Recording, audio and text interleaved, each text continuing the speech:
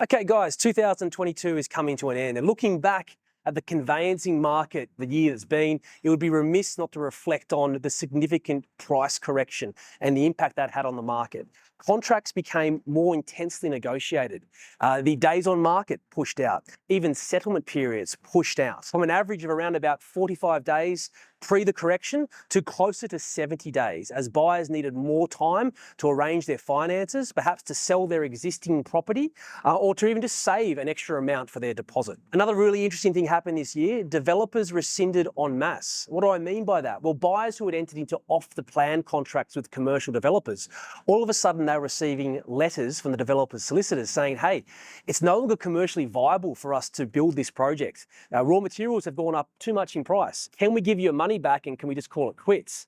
Now, developers can't make you do that, but often these buyers, they saw the writing on the wall, they lost faith in the project themselves, and they were sort of happy to take the money back. One really exciting thing that happened this year was that Dominic Perrottet finally gave birth to his baby, major stamp duty reform in New South Wales. So from 2023, it is now law, first-time home buyers can have their stamp duty fully waived for purchase prices up to $1.5 million if they substitute it for a far lower annual property tax. Now, this is really, really exciting. There's never been an exemption for that category of property price, and we think it might even be a game changer for 2023. Another thing that happened this year was that all the local government authorities throughout New South Wales decided to change their zoning certificates. So we had a new template zoning certificate that conveyancers had to attach to the back of the contracts. It was much ado about nothing, really. There was a whole lot of reordering of things. There was a whole lot of removal of redundant information, but it did create a major panic because whenever one of these documents changes, the whole market was looking at it very closely,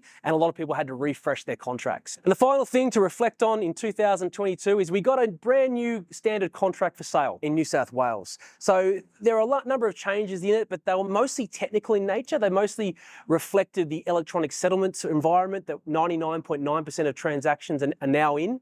There were some cosmetic changes to the signature blocks. For example, there's no need to witness signatures on a contract for sale anymore, and there's now specific execution blocks for companies. So look out for that. So in summary, amidst a very challenging market backdrop, there were a number of key conveyancing developments that practitioners had to stay on top of this year. We're hoping for a more stable next year in terms of developments where we can consolidate on these changes. From all the family at Dot and Crossett, we wish you a very Merry Christmas and a Happy New Year.